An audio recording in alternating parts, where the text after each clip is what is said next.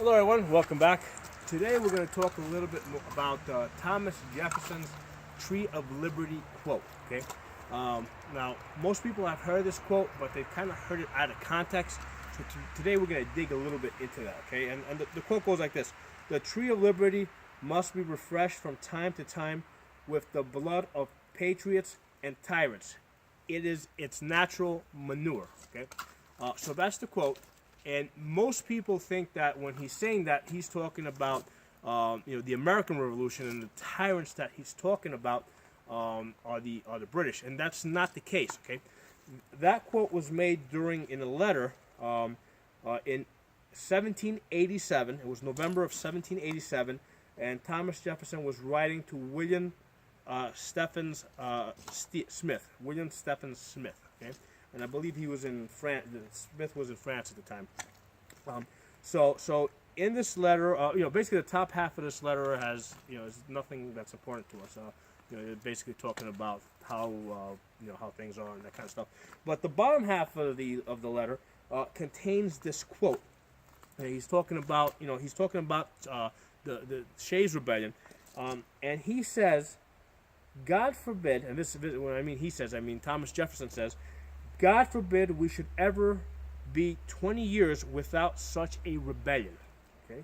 Now, why would Thomas Jefferson say something like this? Why would he want an armed rebellion every 20 years? Okay. Well, a little further down,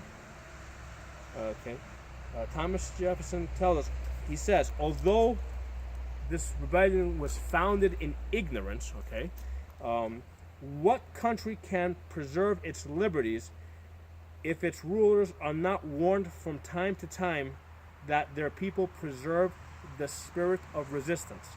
Let them take arms. That's a mouthful. Okay, that says a lot.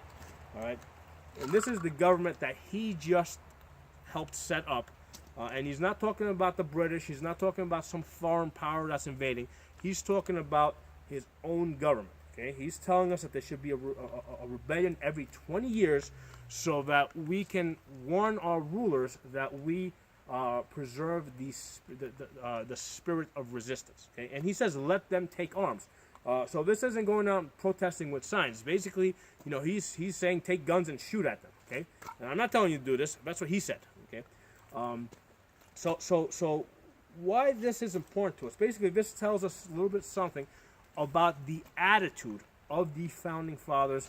Specifically towards the Second Amendment, the right to bear arms. Okay, it's not a collective right of the state, because you got guys like Thomas Jefferson here telling us that basically we should be basically holding an armed rebellion every 20 years to remind the government that we preserve this spirit of resistance. Okay, so that, I think that says more about the Second Amendment.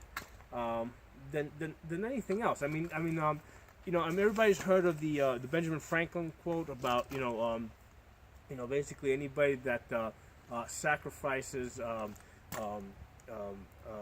liberty for a little bit of safety deserves neither. Okay, and that's a strong quote.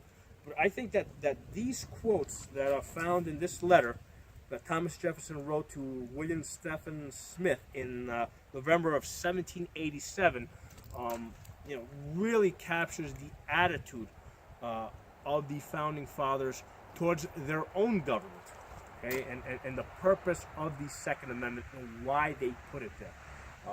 So basically, I basically encourage you guys to dig this letter up. That's why I gave you all those details. I told you specifically, who he was writing it to and in what year. It was November of 1787.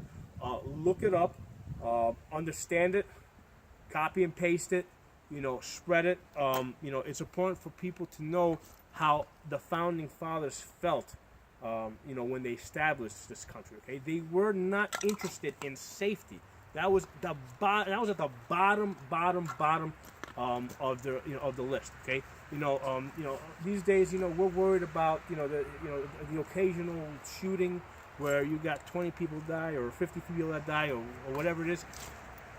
Jefferson did not give a rat's ass, okay, about that kind of stuff. Okay, these kind of guys, these founding fathers. I mean, if you pull out the $10 bill okay, and you look at the man on the $10 bill, Alexander Hamilton, okay, you got to understand that he died in a duel against Alexander Burr, who was a sitting vice president. Okay, the vice president and Hamilton had a duel, and Hamilton died. So that was their attitude towards safety. It was nothing. These guys had duels over honor. Okay, honor and liberty was more important to them than life. Okay, so you know, remember that and understand that, and basically, I mean, I'm humbled by the courage of these men that set up our Constitution. And if it wasn't for that attitude and that courage, and that willingness to put safety at the absolute bottom of the list, to basically toss it out the window, if it wasn't for that attitude, we basically would not have the liberty that we have today. And I do believe that that's the type of liberty that it takes to preserve it. Thanks for watching. I'll catch you guys next time.